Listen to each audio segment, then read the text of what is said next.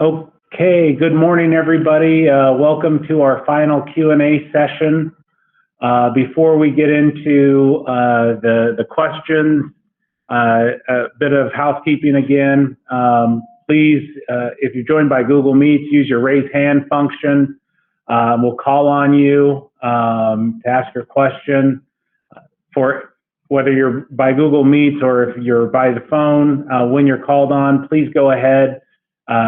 First name, last name, and who you represent.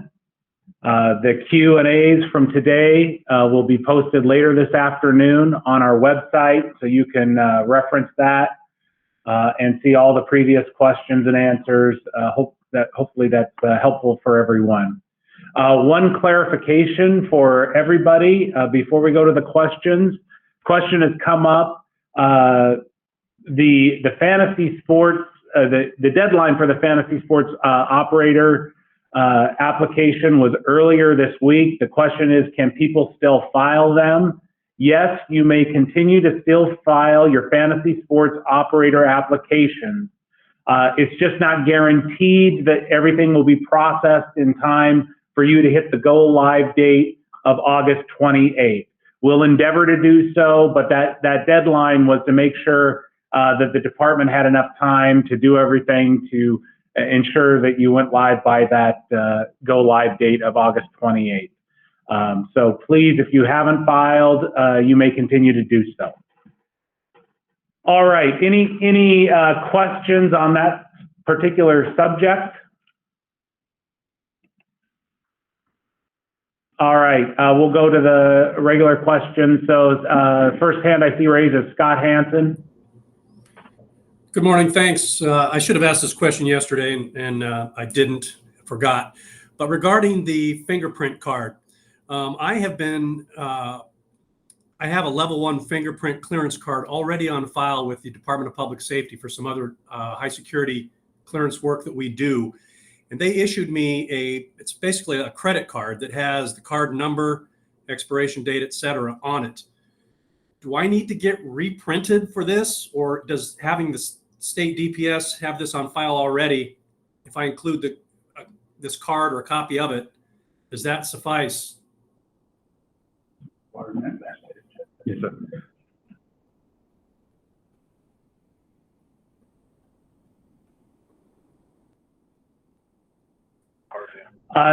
No, you will have to get fingerprinted. It's a requirement by statute. Okay, so that's not going to goof things up, that the state's going to have 2 separate copies of my fingerprints on file for level 1 clearance card? No, it will not. Okay, thank you. All right, thanks. Okay, Nate Reed. Hi, Nate Reed, PointsBet. 2 questions. The first is for one of our individual applications requested. Our CEO is Australian, and so requesting his credit report is taking a little bit longer than I think it would for a U.S. citizen, and we're worried that it might go past the deadline in getting his credit report to meet that requirement. Is there any way we can, just show proof that it's on its way if we don't get it by the deadline to submit? Or do you guys have any suggestions or guidance on that? Yeah, go ahead. If you're having a lengthy time getting it, just note it in the application. I believe on the individual, there's a back page where you can note that the credit report is pending. If you have like a receipt that you've requested it or something, just submit that and just make sure you get it in when you get it. Okay, great. Thank you so much for that. And second question, regarding the actual submission, do you have a preference on how we are attaching or combining the files? Obviously, it's a lot of documentation. So do you want one large file with everything, included as one PDF, or do you want separate PDFs attached within the email? Separate PDFs are the best. If you can zip it in a zip file and attach it, that would be great. It's quite all right if you have to do multiples based on the size of the files. That's quite all right too. If you zip it, it might shrink it down a little bit more. Okay, so zip files the preference, and then kind of, if that doesn't work, go from there. Yeah, you should be able to do multiple zip files. I mean, if you need to do multiple emails, that's fine too. Okay, great. Thanks so much. Thanks, Nate. All right, Liv Beesman. Yes, Director, thank you. Liv Biesmans representing Unibet. Two questions. One also relates to the fingerprint cards, because I understand that physical copies of the cards have to be sent to the department. Is it okay if they arrive on Monday? Because I understand from one of the previous calls that there won't be any attendance at the office next week. They are on their way. They have been printed, but they are unlikely to arrive today. Is that a problem? No. No, it's not a problem. So when they get here, that'll be fine. There will be people here. Okay, perfect. And then my second question relates to the qualification of the tribes, which I understand is demonstrated by the approval and execution of all the appendices. I understand that Appendix K is still under discussion, or the wording hasn't been finalized yet. Is that going to be an issue for the tribal qualification? For that one, Liv, I'll direct you back to the attorneys. We've discussed that in the regulatory subcommittee. Okay, all right. Thank you, Director. You bet. Thanks. Okay, Mark Starr. And again, first name, last name, and who you represent. Hi, Mark Starr on behalf of Paula Interactive. First of all, I just want to thank all of you for holding these daily meetings. It's been very helpful given the short time frame. I just have one quick question. For supplier licensees or applicants that filed today, does that 5-day clock start on Monday? Is that what we're looking at? It starts when we receive a completed app. So we will go through the entire application. If everything on the corporate checklist is included or addressed, and everything on the individual checklists are included and addressed, and we received all the applications or required documents, then it will be a completed app, and then the clock will start. Perfect. And will there be some form of confirmation that you've received a completed app? Yes. Perfect. Thank you very much. Thanks, Mark. Okay. And Mark, if you wouldn't mind, unless you got another question, go ahead and just hit your raise hand function again to lower your hand. All right, Mike Earlman.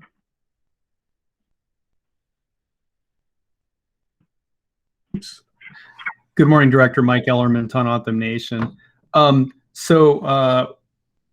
Just to beat a dead horse on the fingerprint cards, I know the department has said that those can be mailed. Can they also be delivered to the department? Yes. Great, thank you. Second, we understand the employee applications are not due on Monday, but there is the individual disclosure form that states it's due with the event wagering operator application, which, that would be Monday.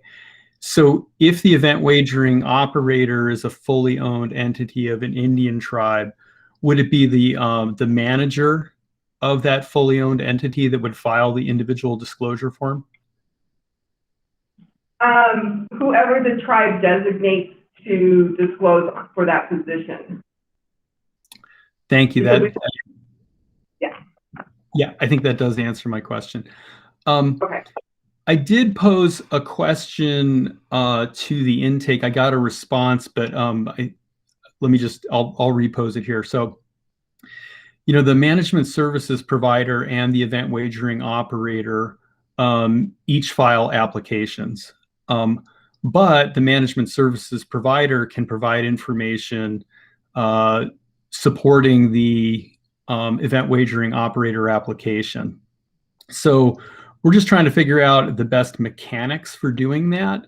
And so the question is, can the event wagering operator application incorporate the management services provider application information by reference? I mean, because the department is going to have the information in the management services provider application. And just to remark, it would not be practical or probably feasible to actually attach a management services provider application to an event wagering operator application. So we just want to make sure the information's in there, and we're trying to figure out the the most realistic way to pack that information in. Mike, that's really kind of preference on your guys' part. Okay, so would it be acceptable if the event wagering operator application says, this information is in this management services provider application, and here's where you could find it, so the department could be looking at that source of information? Actually, it's better if the corporate apps are completely separate, because they may go to separate investigative teams. So not the same people will be looking at them. So we want to make sure the corporate apps are completely different. If the individuals are the same, you can just submit the one application for the individual. But the corporate apps. Let me just clarify something, Mike. Are you talking about the supplemental allocation application information? Yeah, there is information in there. I think there is also information in the primary application where the management services provider could contribute to the event wagering operator application. Okay, go ahead. No, that's all. I mean, for purposes of this discussion, if it's simpler to just talk about the supplemental, I mean, that's fine too. Yeah, I think on that supplemental information, it's kind of your guys' preference, but please make it very clear where the department can find this information.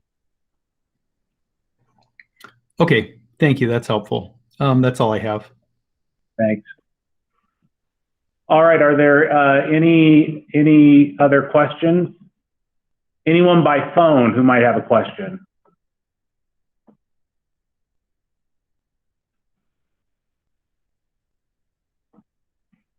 Let's see if Kimberly has a question. All right. Any questions before we conclude our Q&A session?